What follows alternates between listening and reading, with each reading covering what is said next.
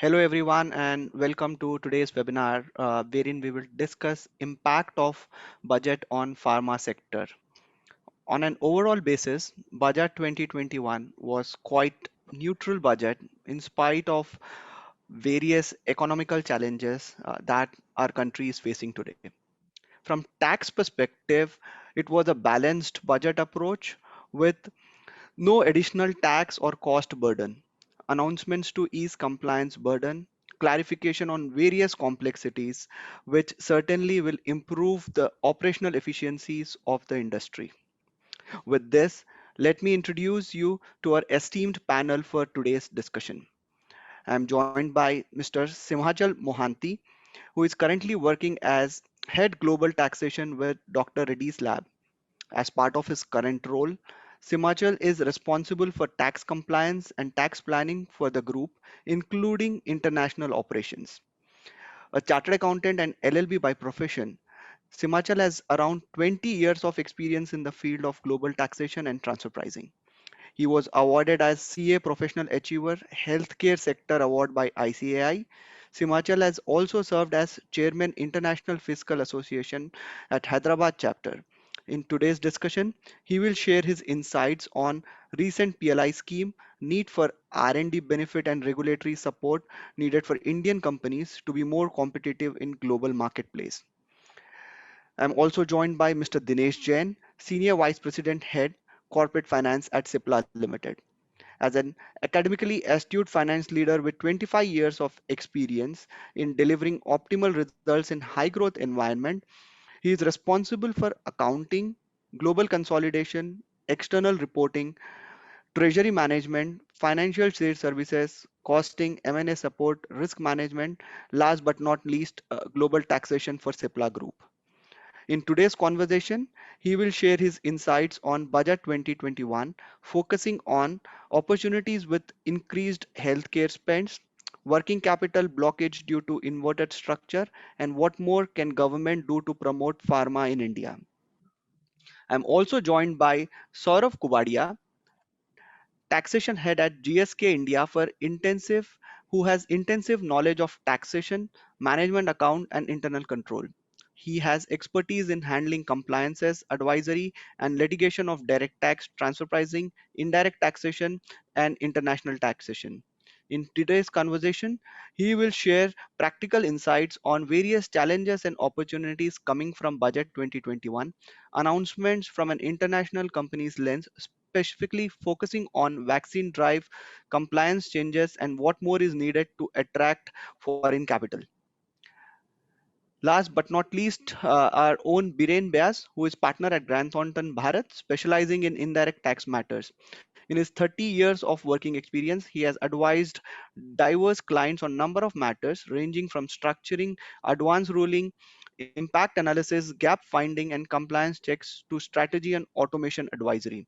In today's conversation, Biren will bring his insights from a practitioner's lens, covering removal of GST audit, zero rated supplies, and linking of export benefits to foreign remittances. In budget 2021, healthcare sector has seen some very positive actions, starting from COVID vaccination budget allocation of a whooping 35,000 crores, which will further be increased if required. Increase in budget outlay for health and welfare by 137%, and more interestingly, launching new PM Atmanirbhar Swasthya Yojana to develop capacities of healthcare systems, develop institution for detection and cure of new and emerging diseases, which is great first step to boost rural health, keep country ready for emerging handling and pandemic situation. I think we have always discussed that primary healthcare is lacking, and with this step, this is going to significantly boost the health and well-being of the country.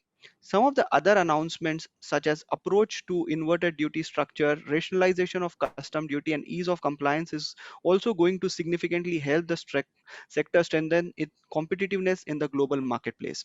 Lastly, I think in my view, budget could have also brought much needed relief by providing rebate to medical insurance premium and boost pharma by incentivizing R&D spends. I think at this stage, I would want to open up the discussion with panel to bring their insights on various announcements to cover opportunities, challenges, and what more is needed to improve global competitiveness. If I can bring in first, if I can come to you, Mr. Jain, in terms of what are your key takeaways from Budget 2021, to include top three hits and misses from your perspective. Uh, Thanks, Amit, for that nice introduction. I think on a scale of 10, we will have to give the budget a rating of almost 8 or 9. Uh, because I think everybody was expecting some sort of a increase in the under tax rates or some sort of a cess for the COVID, given that fiscal deficit which the government was having. So I think that is the most critical, significant. If I do take a hit from the budget, so knowing the change in the tax rate is one of those things. Second, I think a hit is a harmonization of the various provisions like equalization levy and other clarificatory things which are done. And I think thirdly, but not least, is a compressing of the timelines for filing of the returns and the assessment. So which gives a certainty to the people, and that will help in a long way in our ease of doing business. I think in terms of if I had to talk about misses, one of the greatest miss which I think is we have seen the litigation scheme, settlement scheme, Vivad se Viswas Tak, which was there in direct tax. Before that, there was some scheme came in excise also. So on this lines, only something in custom duty litigation settlement scheme was also expected, but unfortunately that has not happened. And then again, weighted deduction for R&D, though there has been an innovation has been given as a thrust in this budget, but again, the weighted deduction for R&D is missing. And of course, there is an increased burden due to the TDS on purchase of goods. But I think it is still better than to leave with the TCS, which was earlier there. So I think these are my key takeaways from the budget. Thank you, Mr. Jain. I think this was pretty well covered in terms of the good work on compliance side by reducing a lot of burden there. But I think litigation side, I think government definitely needed to come out with some scheme to help reduce the litigation. And I think some operational difficulty is coming out of TCS and TDS. So thank you for those insights. Mr. Mohanty, if I can come to you, what would be your key takeaways from this budget? Yeah, thanks, Amit, for the introduction and the reminder too. I echo whatever Dinesh has just now told. I was also expecting the similar lines, some kind of increase in the tax rate or shares that may happen due to COVID. The government has managed not to do that. And also, with regard to the hit, also I'll emphasize the kind of budgetary allocation government has done for the Atmanirbhar as well as for the COVID vaccine, that 35,000 crores. Definitely, in a way that is going to flow down to the pharma companies, whoever are engaged in that. The other hit I can certainly say about the simplification measure, whatever government is talking about by reducing the time limit for the reassessment, reopening of the assessment. That is another thing. It is definitely a welcome move. In terms of misses, I certainly miss my R&D weighted deduction. Every year, I feel, although not R&D weighted deduction, government will simplify the patent bugs because not many pharma companies avail the patent bugs considering the kind of stringent norms are there.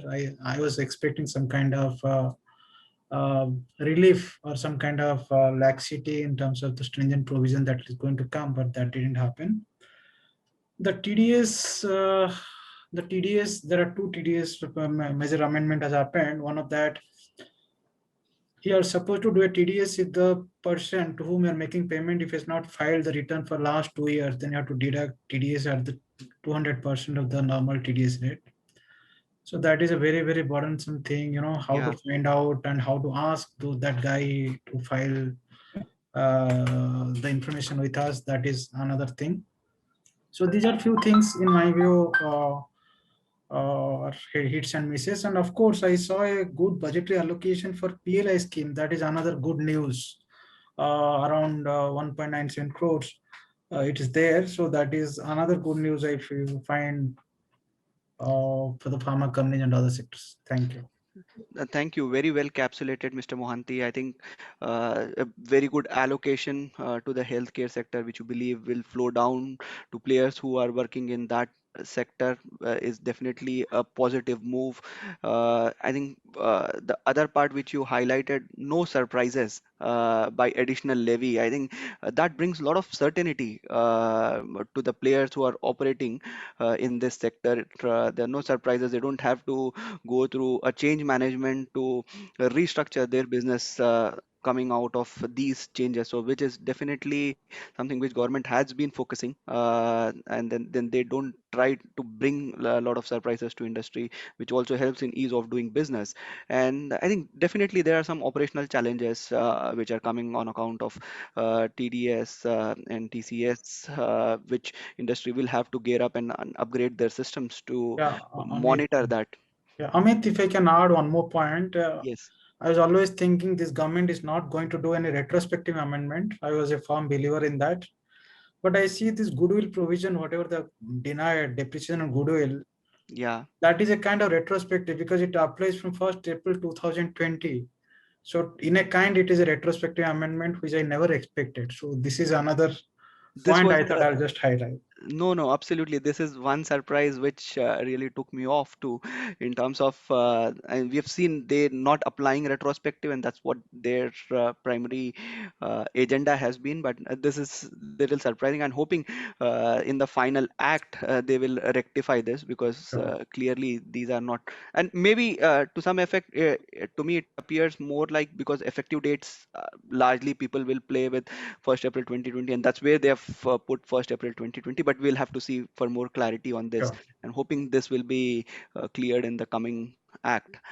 So, sort of, if I can come to you now, in terms of your reaction to budget from an international company's perspective, and how do you see this budget helping international companies? I think so far, I believe it's a good budget. There is no surprise, like no surcharge, no sales as expected because of the COVID pandemic. I still believe there are certain provision, slum cell definitions widen. They gave a clarity about the equalizations levy. I think that's a good move. Uh, a reduction in the reassessments and all. I think sometimes a foreign company or investments coming into India looked that things. The major miss will be, I believe, relating to our transfer pricing related litigation, which normally a foreign company face in a day-to-day life. Issues of higher margin into pharma industries where some clinical data management or other certain kind of services where the government expectation is very high and all. So I expect something as definitely looked into the budget so that a foreign company can willing to open their shop in India. But otherwise, on all, though Glaxo is not an R&D company in India, as such a good budget overall perspective. Absolutely. Thank you, Saurabh, for sharing those insights in terms of what will attract foreign companies. So clearly, ease of doing business is improving, with a lot of clarity coming on application of various rules and regulations. And definitely, take your point in terms of government needs to do more in terms of incentivizing or helping bring companies to India by either creating schemes or reforms to make it attractive for them to invest in India. Thank you for that, Saurabh. Biren, if I can get your insights from a administrative lens in terms of how, as a practitioner, you feel companies need to keep watch on various administrative eases which the government has brought in through this budget 2021.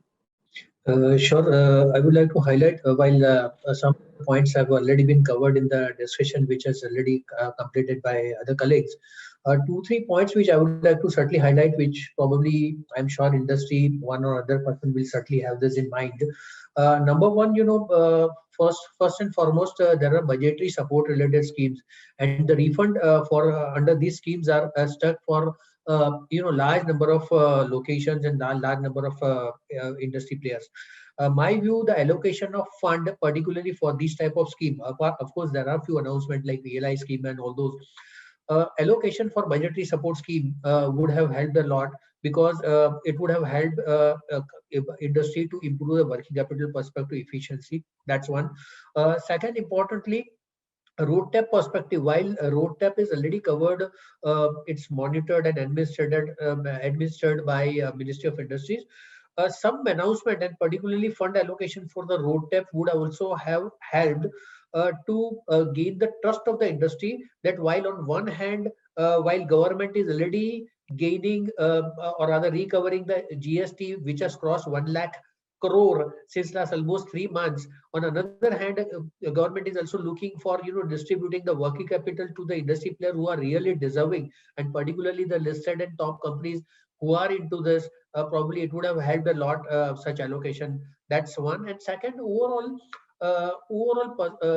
compliance and risk and control metrics perspective, while some of the announcement are really good, but while some announcement which will certainly uh, industry will need to keep in mind, so that stringent timeline are met. One which I would like to cover about export perspective, while they have linked realization of export with FEMA within period of 9 months, and if they don't keep in mind, probably there could be a refund loss, and those I will cover subsequently in my discussion as we move ahead. But there are multiple points which industry needs to keep in mind, nothing more than that. That's all. But overall, it's a neutral budget. I completely agree. It was quite positive considering the situation that country and overall world is facing. Absolutely, Biren. I think the fact that no surprises clearly is making this budget positive, and I can clearly see that there's more clarity and allocation required for various schemes which were announced, which would have brought more certainty to industry players and to incentivize them for various actions which they are taking. So thank you for that, Biren. I think with this, let me come to you, Mr. Jain, in terms of how do you see this budget, uh, but, or rather, how do you see the allocation which was made of about 65,000 or 65,000 crore, almost about 65,000 crore, which will be spent over next 6 years, relating to Atmanirbhar Bharat Yojana, and how is pharma sector going to benefit from such allocation?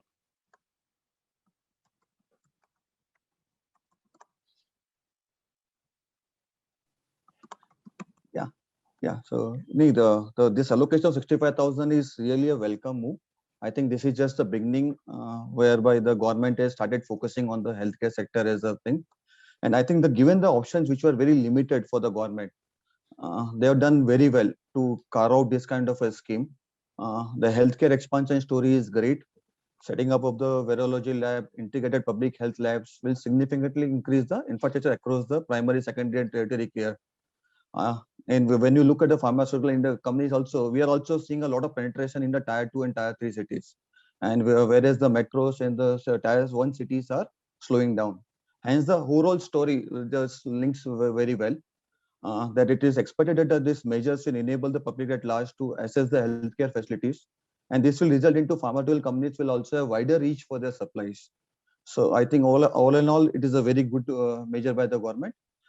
Maybe the allocation could have been little higher, but I think a good beginning. And given the constraint, I think they're tried to spend this amount on the capital infrastructure rather than spending the money on a revenue expenditure. So again, a capital expenditure always helps in the long run. So I think that is also a positive side of it. Absolutely. I think that's been the theme of the budget 2021, to spend on capex across various sectors, and so is with respect to the healthcare sector also. I think what really i- got my interest is the fact that the increased allocation is now close to 3%, which was the target for 2025. I think it took a pandemic to fast track this. Otherwise, it was to get to 3% level in a phased manner, which government has got to in this year itself. But in terms of sustainability, is what something which we'll have to watch out for. And as you said, that since the expenditure is going to be of a capital nature, strengthening the uh, primary and secondary healthcare centers and various other capital expenditure to enhance the reach or access to healthcare system is definitely going to be the key in it's going to ensure that the access is going to improve in the coming days. I mean, just wanted to make one correction. See, Hmm. 3% allocation is including the well-being part. It's Including the not well-being part. helping, Correct, which is correct, basically the absolutely. water and the sanitization and those. So if you exclude Correct, that, there has been not been significant increase. But correct. yes, at least a good beginning. Yeah. It is definitely a good beginning. So I think with that, I think another opportunity to pharma companies is on the PLI scheme. Mr. Mohanty, maybe I would want to bring you in here with your experience with PLI schemes and how pharma companies should look up to this scheme and how can this benefit pharma in a longer run. Yeah, thanks, Amit. With regard to PLI scheme, as I was telling, there is a higher allocation this time, 1.97 lakhs crores over next 5 years. So I'll share my experience with the PLI scheme. We applied recently, I think in the month of November. Earlier, we were very skeptical whether to go for PLI scheme or not because the criteria was to go for a greenfield project, then only go for this PLI scheme. Subsequently, towards the last, they modified the scheme, relaxing the criteria, saying that it's okay if you go with a new plant and machinery with an existing unit, still you qualify. So we applied for few products under the category of chemical synthesis. Uh, but here the catch is you have to invest. You have to do a fresh investment for each category, for each product. And for each product, you have to go at least up to 20 crores investment. So once you make a 20 crores investment, then you get around 2.5 crores incentive per annum for a period of 10 years. So what we saw, whatever your existing budget and whatever existing plan was there, we just try to scan what are the products that is fitting to this category, and we went and applied four products to more specific it qualified, and we went ahead with this scheme. And I believe now the budgetary allocation is more definitely government is going to come up with a renewed scheme with good amount of incentive, and that is going to help the pharma companies. And added to this, if a company combines this particular approach with the new companies that gives the reduced tax rate, that is Correct. 7% tax rate, that if company can strategize both PLI plus that scheme, then definitely it is going to help. I think that's a very great point made by you. One, companies who are looking to expand can definitely make use of this, provided they meet the scheme requirements. And the fact that the scheme requirement has been relaxed should definitely attract more pharma companies to look at this. And the focus on Make in India will further be enhanced with PLI scheme plus the reduced taxation rate. So if a new company is formed with new machinery, is definitely a sweetener for companies to invest. And again, the theme is the capital expenditure here, which is going to give returns in a long term, which is definitely a welcome move. Thank you for that, Mr. Mohanty. So Saurav, if I can come to you for your take on PLI scheme from an international lens standpoint, and attached to that, I think a very important announcement made by government on pneumococcal vaccine rollout plan for the vaccines which will be made in India, where it was earlier only to 5 states, will be now a pan-India rollout. How do you see these two coming together, and what will be your take on this important announcement? So I think it's a very good announcement allocating that particular budget for pneumococcal vaccines, a national immunization system projects and all. Right now there are two, three players in the market, including Glaxo also. And once this vaccines will be out today, if you say for take a from industry point of view, I still feel Indian company who make a local decision, who have more flexibility for certain kind of decisions, get benefited out of this vaccines manufacturing in India. There could be a more employment generations in India with. And the second benefit to the larger society, a vaccines is always expensive. We people talk about the vaccines with the price, and most of the people in India cannot afford that vaccine. So now it will be available to the larger population in India. A cost effective will be there for the people. It's a must reach for the people, since government is sponsoring that and allocating that budget and all. And I think it's a good move from a healthcare sector point of view. Every day around 77,000 baby born in India, and how many people get that kind of vaccines, which is more expensive available in the market and all. So ultimately it will benefit both a win-win situations for the corporates also, a manufacturing facility available in India. So COVID like pandemic situation, anything in the future will take care of such kind of manufacturing facility also, and over and above it will benefit to the larger society.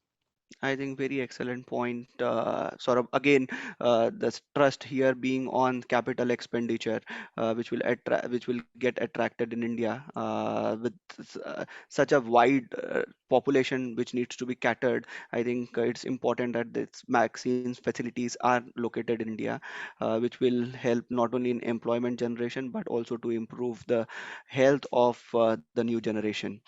I think very great Yep. opportunities. I think largely the scheme of budget has been around capital expenditure uh, to help companies take advantage of that, and then again linked to Atmanirbhar Bharat. I think majority of that is consistent with what finance minister has talked about. I think moving on to some of the challenges within the sector, and this is going to be very key from our viewers' standpoint is how do and Mr. Jain, if I can, Mr. Mohanty, if I can come to you with your reaction on this, how do you think pharma companies are expected to cope up with increased R&D spend when they are also investing in capital to take benefits without any tax break or fiscal support from the government? So let me very honest, you don't have a choice. Okay, as a pharma Yeah, company, you do not have a choice, because once you reduce your R&D, you are reducing your future growth. Whether tax incentive comes, it doesn't come, I don't think it will have any impact on the R&D spend. Let me very open and vocal saying that. Having said that, government's help or government's incentive, definitely it is going to help us in reducing the burden, because R&D is a high risk investment. We were getting weighted deduction. Government came up saying that okay, you get the lower tax rate, we'll take out the weighted deduction. But anyhow, that equation still doesn't match. But taking out weighted deduction, what I feel, still the patent works if they kind of modify to allow some kind of leniency in availing those benefits, that will go and help a lot to the pharma companies. As it in other countries, it is quite lenient, but as for the India is concerned, the provision is quite stringent as far as patent works is concerned.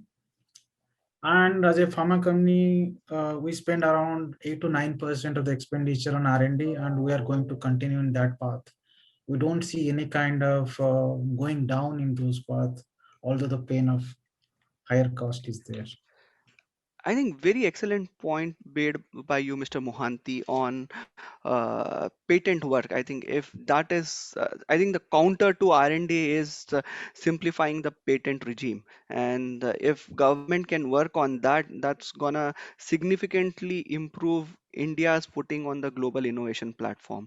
And I think a lot more reforms or measures are required on that aspect. Very I think very well made point on that, and thank you for making that. Amit, Dinesh, you wanted to yeah, come here. yeah, just wanted to say, see, India actually is in top 50 in the R&D of the top R&D companies in the across the countries in the world. So we are in top 50, and their Yes, expenditure of the as a percentage of GDP is almost 3%, whereas India's expenditure on R&D is at 1.5% only. So I think we have to aspire to come into top 10 at least by being an innovative company. That is how we are going to grow as an economy. So just wanted to make that point. Amit. no, absolutely. I think very well made, very well made point here. And as you see, I think the finance ministry also emphasized on R&D and innovation being key focus area.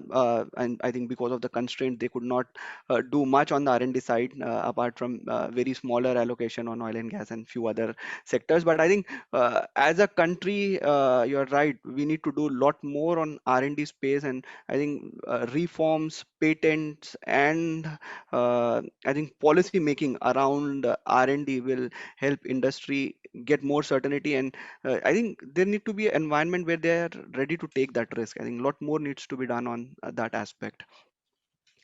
Very interesting point made by you, Dinesh, there. I think if I can come to you with that, especially focusing on especially focusing on credit mechanism, and how is that going to impact pharma sector here? Because there were challenges around input credit mechanism earlier in the GST regime, and with the new rules which has now come out for input credit, how do you see that for the industry? Okay, so ultimately ITC is always a big issue in industry. If you see matching concept, you have to rationalize the vendor. Some few of the vendors don't follow the proper compliance. Also, sometimes we don't get the invoices, the material is received, and we know it is not booked in the system because of one another reason. Still, we go ahead and take the credits. Few of the employees go for a travel, hotel booking, or airlines and all. We see what are credit available, and straight away we take the credits. So now after these changes and amendment, I think it is more kind of a challenging to match the credits. You have to rationalize the vendor, which vendor you require, who follow the compliance regularly, who ensure the filing of GST returns, and the credit will available to you. And the working capital requirement is also a big issue for most of the companies where ITC is sitting is a big amount. So I still see administrative hurdle operationally how we're going to this real-time reconciliations with the vendor invoices and the informations data. That is a big practical challenge which I see for industry. And I think you're right. Companies have to get up from such challenges. I think uh, both their internal control risk as well as investment in technology and administrative uh, challenges are there. I think the maturity of the industry is also something which is which is also needs to be taken into account. But yes, there is definitely a burden there. I think maybe Biren, if I can get you here to share your perspective in reduced compliance burden. While there is an increased compliance burden on account of input credit mechanism, but certainly there are some actions around removal of requirement of GST audit, annual self-certification, and many more measures around that. How is that going to help industry? Sure. Thanks, Amit. First of all, so just would like to highlight couple of points. Just a brief about currently. Just try to understand from the intricacies. Of course, my colleagues will certainly know this. That currently the dealers are registered under the GST are required to file 2 monthly returns. Just to namely, GSTR1, which is output liability, and GSTR3B, which is a monthly return of payment of tax. Plus, additionally, they have to file annual return also, which is in Form 9, and GST audit report as well, which is mainly 9C, which is mainly consisting of a reconciliation. While there is a certainly GST perspective compliance burden on dealers, there is absolutely no doubt. There is a maker-checker concept since the returns are filed by the dealer and verified by the certification by the professional accountants. This will certainly help the industry to minimize the compliance burden. The proposed amendments will certainly help industry to minimize the compliance burden. However, unless the reconciliation perspective updates are properly introduced in annual return by the GST Council, the entire exercise might not serve the purpose of reflecting the correct turnover as per the audited financial year, audited financials, and it might not serve the real purpose. That's one point. Further, it also gives an opportunity when it was a GST audit. Of course, annual return will certainly give, but it gives an opportunity to revisit the position adopted during the year by the organization, and also to look at the meticulously how the amendments which were announced during the year were introduced by the GST Council has been implemented by the organization, meeting the effective timelines of such amendments, which could be stringent in some cases. The entire approach with neutral, with a neutral approach by the third party professional body tremendously help many times the organization to mitigate the risk and align with the expectation of law of vis-a-vis GST Council. Given this, it would be a greater responsibility. Now, since it's done away, GST audit, it will be a greater responsibility on the dealers, on the companies, entities to file the return, adopting the suitable position right at the first time with a detailed approach and numbers which does not give us surprise at a later stage and maybe at the time of assessment with interest and penalty in some cases wherever demand has been raised. So in such case, the strong processes and control to mitigate the risk needs to be implemented by the company is the key message which goes. So just to summarize, it will certainly reduce the compliance. There is absolutely no doubt. Industry players, all the team members can look at channelize efforts in some really other productive activities. It will certainly come with a cost like interest and penalty if positions are adopted and not reviewed, and probably authorities may come with a different view at later stage. And if clarificatory reconciliation and formats are properly introduced by GST Council, it will be certainly helpful to the industry's overall summary. I think very well made points, Biren. I think to me it appears that it is more empowering the SSE. I think that's the theme here, which is in line with international standards, number one. And number two, I think companies will be more, or companies which were doing right things will be happy with this move, primarily because they felt audits, etc., to be burden in terms of their reporting requirements. So that is definitely going to help them. So maybe a culture which needs to be cultivated within organization of self certification to be a right way of doing it. So a lot of empowerment and trust in the hands of SSE, but we'll have to see how the department comes at when they are assessing these things. How are they coming at it, and whether this is going to create a lot more litigation or not is something to be watched out in the future, is what I would say. I think with this, maybe Dinesh, if I can So, bring you in here. Amit, Saurabh, yes, you wanted to make a point.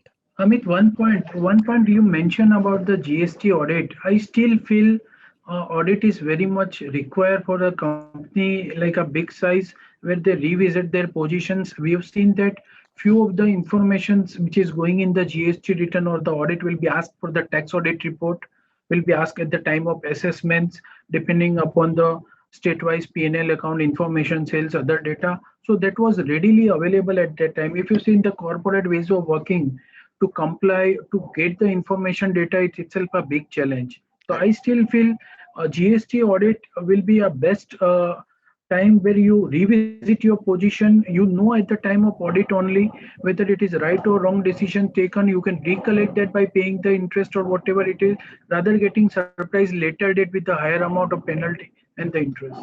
No, no, absolutely, Saurabh. I agree with you on that. And hopefully there will be clarifications around this. But at least at this point in time, it clearly appears that government wants companies to be self-empowered and have controls and processes in place. And maybe companies can volunteer to get audits done, like international, and in many of the international jurisdictions, that's how companies operate. And that will probably uh, bring required controls at respective companies. So Biren, you wanted to make a point here. Yeah, just one point that about GST audit that you raised a point. Now the date is yet to be notified. So at Yes, many yes, places there are various announcements, but the notification of effective date takes quite a long time. yes, So it will yes. be interesting to see what dates they are preferring or which year they are preferring to notify something. Let's wait and watch. Surely, surely. Thanks for pointing that out, Biren. I think with this, taking a little diversion from the compliance part to challenges around the inverted duty structure faced by domestic pharma companies, and this is something which is been an age-old problem with companies where a lot of working capital is struck.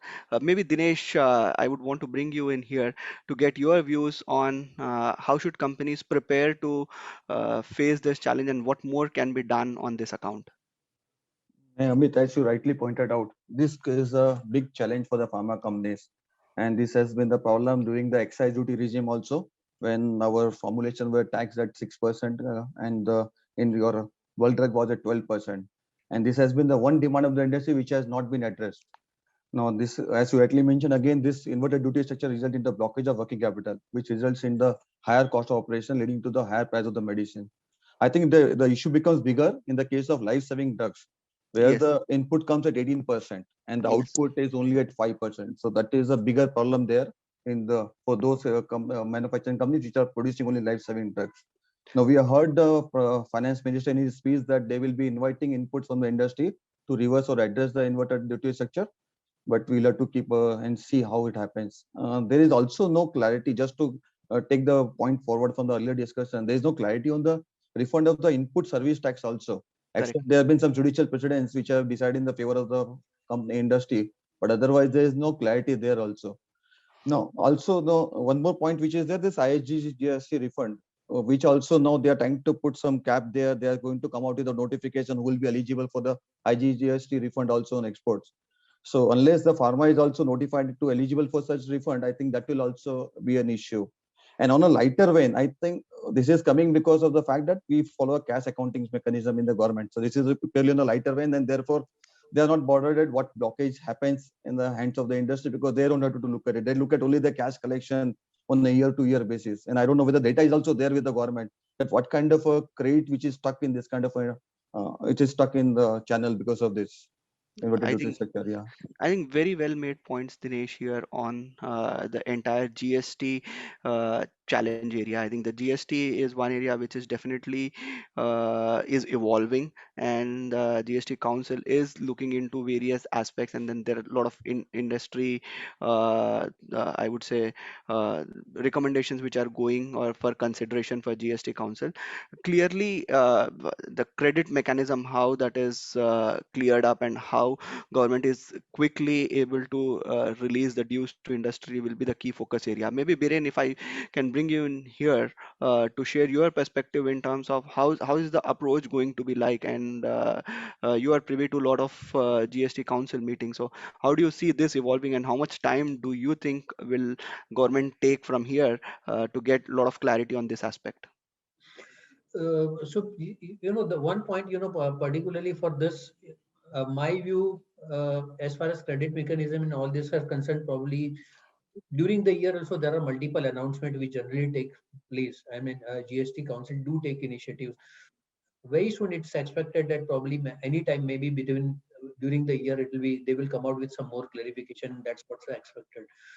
It will be difficult otherwise, you know, to go ahead with, you know, non-clarity on such important topic, particularly for a long time. And that's only the take. That's the summary. Nothing more than that. Got it. Thank you, Biren, for sharing that. I think now let's look at the global competitiveness of the Indian pharma. I think for that, I think I'll first invite Saurabh to share his comments from a inside out perspective to share. There have been some recent announcements around clarity on goodwill amortization, inclusion of gig workers for PF, ESI, uh, uh, other compliance measures which we talked about in terms of reducing the compliance pressure, including the allocation to COVID and pneumococcal vaccine. How do you see some of these announcements, and what more do you expect from regulators to improve investments in India?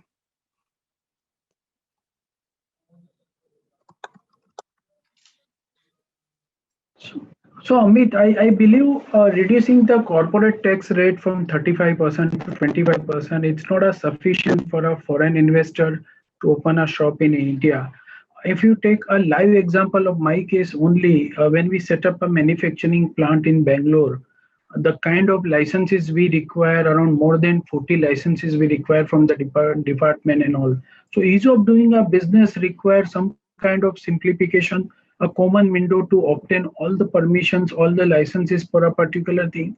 Over and above, the one important part for a multinational company, I think they always up on the quality of the product, the price of the product. That is always been ignored when you compare with the versus a generic company or a foreign companies and all. So still I get many pushback from my overseas entity very regularly with kind of transfer of the expected percentage of the margin to be made, kind of the quality issues and the market penetrate whether that product quality cost of that product will be sufficient to absorb the cost of this kind of facilities and other stuff.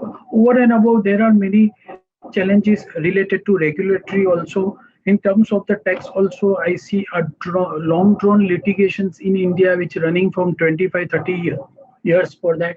And that's the ultimately there are mix of various reasons is still it's open situations. If you take in custom authorized operative that certifications where people are calling that you enroll for that after application there is nothing happen in 1 year.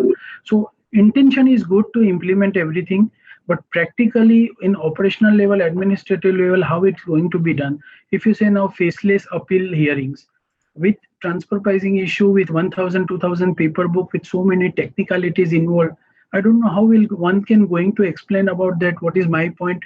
Whether my price is sampling, the transaction is sampling with the different functions, different risk involved in that. So that's a lot of challenge still there for a foreign investor to open a shop in India. That's my thing.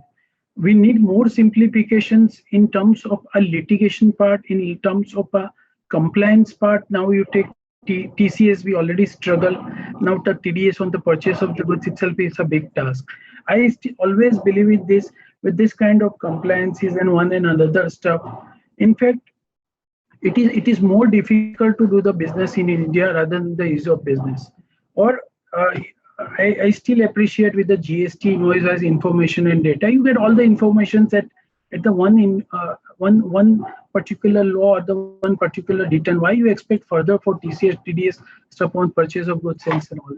So that's a challenge. In fact, I say operational and administrative, it's a big challenge. And now the gig workers, there are many contract employees working around in the factory, around in the office. The big issues from the other PF, ESIC department all raising a big demand on us and all. That's also a big challenge for nowadays for a corporate like us to comply that provisions also. But it's a good move for a gig workers to bring into the social security code, give some kind of protection, some kind of benefit in the law. Absolutely, sir. I think if I can take the key takeaways from your ask is a lot more clarity on compliances. I think they need to be simplified.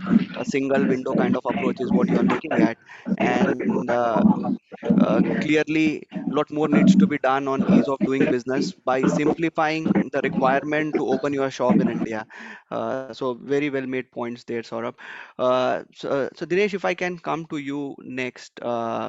With a ask on how do you see some of the incentives which are already rolled out by the government, uh, uh, but I think industry is facing challenges with respect to recovery of those amounts like ROTEP or MEIS scheme, which was earlier floating, and there was no discussion or announcement around that. How is that going to be replaced? Wherein industry is expected to lose anywhere between 2 to 5%, and how is that going to play out in their endeavor to go global and be more competitive in the global marketplace? Amit, let's understand this. When you are talking about this incentive, whether it is road tape or whether it was MEIS scheme, it was actually towards the reimbursement of the embedded taxes, which are by nature should be refunded back on the export of the goods. So this is when you talk of the incentive, basically this is just a reimbursement of the embedded tax. And this is clearly affecting the working of the pharma companies now when the government has not come out with this, whether when they have stopped the MEIS. I don't know whether the MEIS scheme, we are not able to upload the documents for the almost for the last year, 1920, as well as in the current year. They suddenly stopped the MEIS scheme from the August. So which is okay, but at least allow us to raise our documents, whichever collections we have done, and let us get that thing. But that has not happened for the industry has also made representation to the government by submitting the actual working of the embedded taxes in the overall cost of medicine to decide on the road tap rates also. This scheme, I don't think should be in violation of the WTO guidelines. So what we have to see, but this delay in announcing the rates is leading to the uncertainty and directly affecting the margin of the companies. Because as you rightly mentioned, the margin, almost 3% margin is a big margin erosion if we have to just suddenly don't have any scheme which is going to incentivize the exports. And this is bound to make us uncompetitive in the export market. And also, I don't know whether some of the press release, it was mentioned that the road tap may not be given on exports made from the SEZ or under the advanced authorization also, which is also not in line with the earlier AMI scheme, where the embedded, because the embedded costs are built into such products also, and therefore Correct. in the old AMI scheme also provided for the for the incentive on these products. So I think this is really making a working capital blockage, or at least no clarity is certainly having a issue with the pharma industry. I think the point very well made, Dinesh, on reimbursement of duties and taxes which are levied to make Indian products more competitive in the world space, and government not able to come up with a scheme to make these products viable in the marketplace is definitely hurting industry. I think, and it's eroding the margins, which is again gonna have a cost cascading effect on their ability to spend on various projects which they would want to venture into. So I think there's going to be a very strong lobby or representation from industry on this particular aspect, and I'm pretty sure the government will have to do more on this if they have to promote export from India. So Ms. Mohanty, if I can come to you in terms of these challenges coming on account of whether R&D spends or ROTEP or MEI is not helping companies reduce their cost structure. How is this going to play for Indian multinationals who are expanding in global marketplace, and what more can government do, or what more companies are doing to stay competitive in the global market space? At the same time, how are other international markets reacting to such announcements? Yeah, just I'll make a point extending the discussion Dinesh had. Then I'll come to this question. So in Surely, addition to the export incentives, Amit, what's happening? There is a rule called Rule 96B in GST. yes, It says that if a pharma company, or rather any company in that matter, it mostly applies to pharma companies. If you kind of do any transfer pricing adjustment to comply with transfer pricing law, and you pass in a credit memo or credit note, and do not bring the money back to India, then whatever the rebate, rebate you had claimed earlier, you have to pay back. So that is a fair ask. Okay, we pay back, but how to avail back that as a credit? That mechanism is not there in GST. yes, So that is another way government is taking away certain incentives or duties from our pocket, and that is also becoming a burdensome. And this is going to be a cost. You take it from me.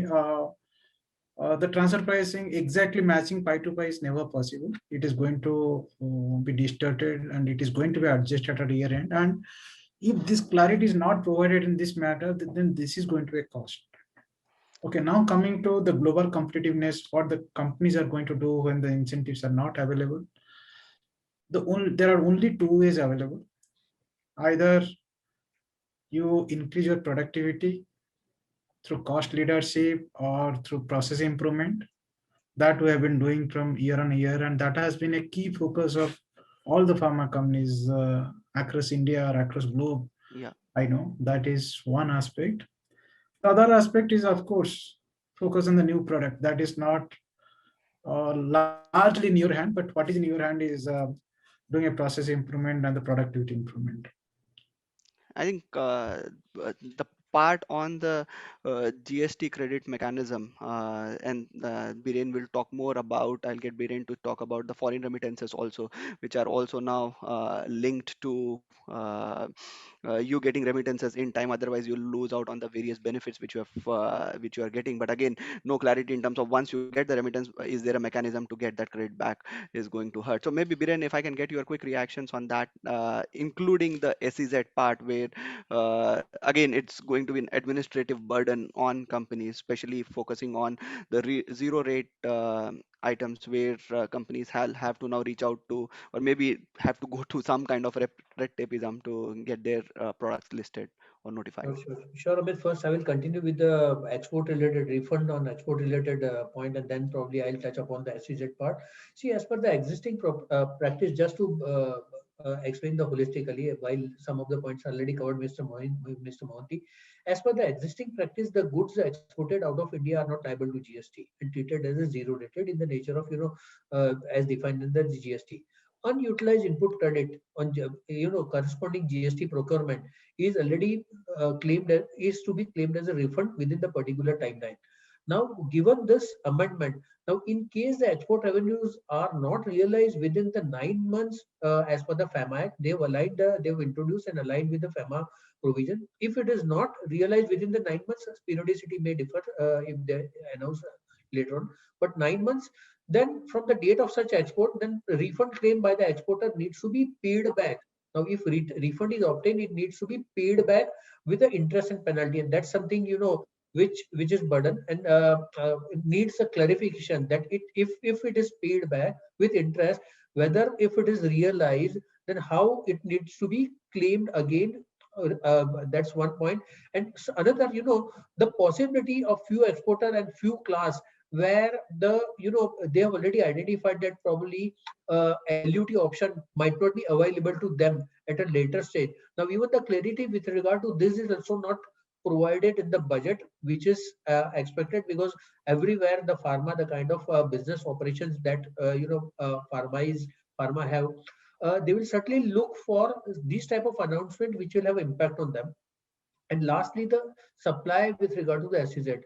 Now, currently the supply, irrespective whether the goods or services, if made to an SEZ unit or a developer, thus there is no GST which is levied, which is required to be levied. Now, with this amendment, if the specific supply which are directly with related to, with regard to the authorized operation, those will be covered. Now, there is a mandate which is put. Now, earlier it was not there. Now, only the specific coverage which is there in the authorized operation will be covered. Now, if you don't have that, then ideally you will have to go to the SEZ authority, get it incorporated in the authorized operation related entire list and take a benefit. This is what they have clarified now, which is aligned with the industry practice currently prevailing. The only thing is it was not there forming a part of act. Now they've incorporated in the act as well. So that's Thanks, the Biren. change. Thank you for that. And we are running a little short of time. So in the interest of time, if I can get a quick 30-minute reaction from each of the panelists, starting from Dinesh, Mr. Mohanty, Saurabh, and Biren, on uh, how do you see government's focus on health and welfare in post-COVID era? And during COVID, yes, government has done a lot of investment in the healthcare sector, but how do you see this evolving post-COVID era? If I can get quick 30-second reaction on this and the way forward. So I think the focus on the health and welfare was the heart of the yesterday's budget. It was very inspiring to see that health and well-being as the first pillar in today's six-pillar theme budget. So, and the allocation to the Atmanirbhar Swachh Bharat Yojana and vaccination is a great step. Steps will surely require this requirement of the skill and trained resources and generation of the more employment. So I think this will be a good budget, and we look forward to that. Surely, Mr. Simachal. Yeah, same thing. I almost echo Dinesh plus patent bugs. I'll pray Absolutely, for. absolutely. Saurabh. I think it's a good move actually. We have to see for 1 year and later on how the spending is going for the healthcare sector. In India, the population is increasing day by day. Whatever you apportion for this kind of sector, definitely next budget you need more money. So ultimately, looking at the pandemic situation of COVID, it was always expected the healthcare sector will be get more allocations, but we have to see down the line after 1 year and 1.5 years, what could be the budget allocations for such sector. Surely. Thank you, Saurabh. Biren, if I can get you. Focus is certainly increased. That goes without saying. But as rightly mentioned, couple of announcements which are awaited and which will have impact on the working capital of pharma. Those announcements soon should be made, and it will be really helpful, like ROTEP perspective allocation and a PLI perspective allocation, which are already prevailing. Budgetary support related, perspective allocation. All this will certainly help industry. Working capital perspective is the only focus needed. Nothing more. Sure. Thank you, Biren. I think just to quickly sum up, the investment is right on track. A patent regime needs more strengthening. A lot more ease of business action needs to be taken. And going forward, I think government needs to continue to increase their spend on healthcare to reach their mission of 2025, where they are competing with OECD countries. Now, with this, I'll wrap up my session. Thank you very much for joining me, panelists. And I thoroughly enjoyed having this conversation with you to bring great insights to our audience. Thank you very much.